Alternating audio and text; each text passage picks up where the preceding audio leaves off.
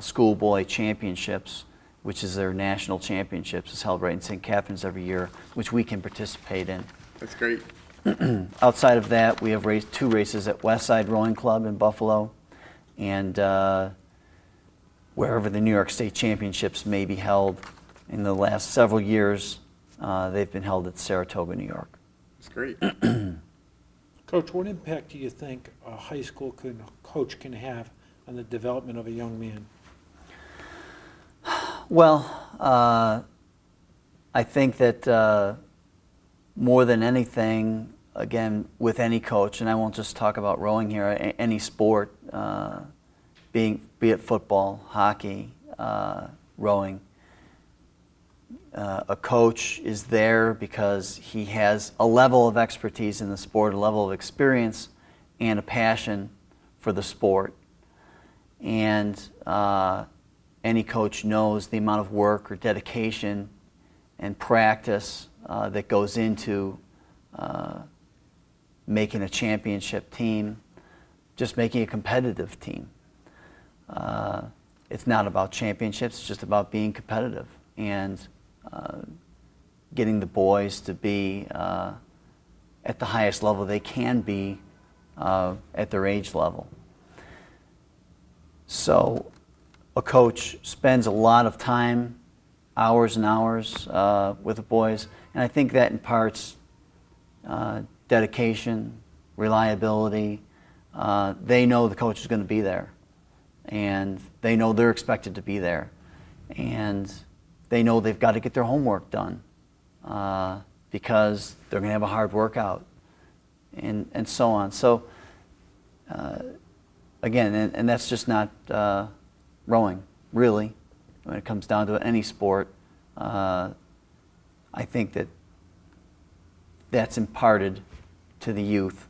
I think the kids look at you, Coach, and they understand you as a full-time worker, father of three, the time that you put in here. There's a saying that says kids don't care how much you know until they know how much you care. I mean, I know if I had a chance to row for you at St. Joe's, looking at how many balls in the air you're juggling, miraculously, you know, that gets instant respect from a kid. So when you call him over and you make a suggestion or you need to say something to him, he's going to be all ears. What do you think about that statement? I think that's correct. Although I wouldn't call myself unique either. Again, there's a lot of men and women out there in the sport of rowing, in many sports, that feel that passion, and it's rewarding to be involved with the school. My wife is from New England originally, and you know, there's a lot of private schools, prep schools in Massachusetts. When she first went to St. Joe's and felt the welcoming atmosphere and the warmth of the organization at St. Joe's, she immediately loved it, and you know, that coming from her, to me, that meant a lot. That and speaks to the quality of the school of St. Joe's. And as you know, Sean and Kevin, in business, any business has a culture to it, and it's very difficult to change the culture of a place. More often than not, the culture of a place changes you, and I think that can be said of St. Joe's. What advice would you give to the parents, or what advice do you give the parents if they asked you about their son, their involvement in rowing, and what they can do to support what you're trying to do at St. Joe's? From a parent's perspective, what they can do to support the program? Yes.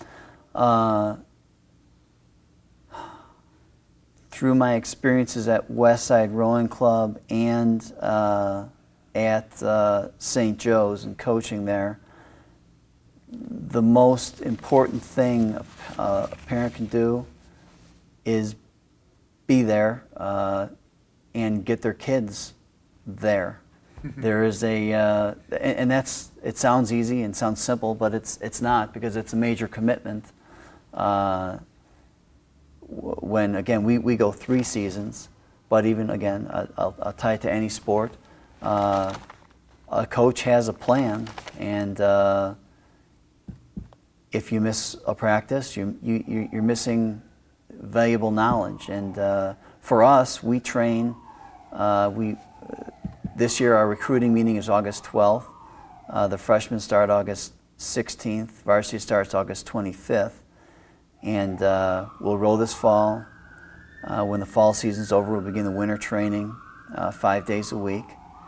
And once there's water available to us in March, we will go to 6 and 7 days a week. And we race in May, and we wrap up around the first or second week in June. That's a long season, and that's a long commitment. But it's broken up into segments. And again, some boys do other sports during that time period. And I think from a parent's perspective, they have to be committed to giving their boys the most opportunity to succeed. Coach, I was wondering if you could bring us into the huddle and into the pep talk that you would give them on the docks without giving away any secrets. As far as you got your team of 8 guys sitting on the dock, they're getting ready to go out. The coxswain's there. Everyone's a little bit nervous. Like, what do you say to them before they shove off at the dock? Well, I'll give you a couple examples. The answer to that is it depends on the situation. It depends on how we stack up in the race and what race plan we may have to row, as you're familiar with. 3 years ago at the Canadian National Championships in the 66 kilogram 4, we were in the final, and we knew we were one of the top 3 boats. Canisius being one of their top 3, and a Canadian crew, Upper Canada College being the other. They were the fastest. And after the last weigh-in, the boys were able to go have a big breakfast because we didn't race till the afternoon. They no longer had to worry about their weight. And so they had relaxed a little bit, and they were excited about the race. And I had checked the boat over for the 5th time, and everything was good. And they called the race for us to launch, and I brought the boys over, and I just look at them, they're looking at me, and it was 4 sophomores. So these boys are looking at me for something to say, and I looked them straight in the eye and I said, "Where are we?" "St. Catharines." "Okay, well, we're in Canada, right?" "Yeah." "Forget Canisius. If you think that boat from Canada is going to let you go by, you got another thing coming."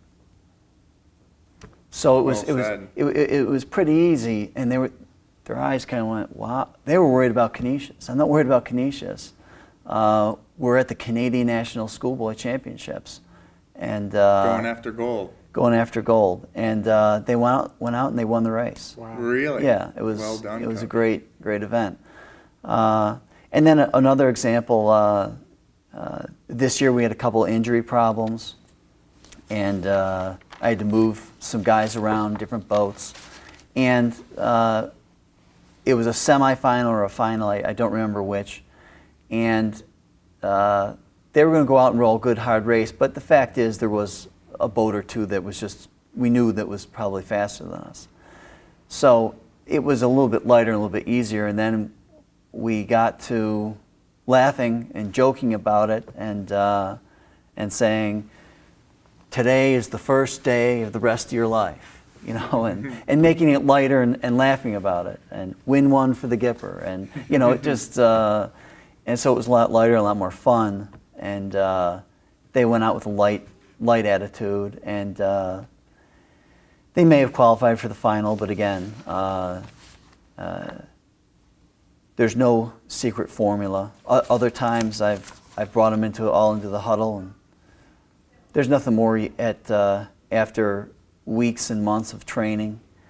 They know what they need to do. There's not a magic pill you can give them before they go in the water.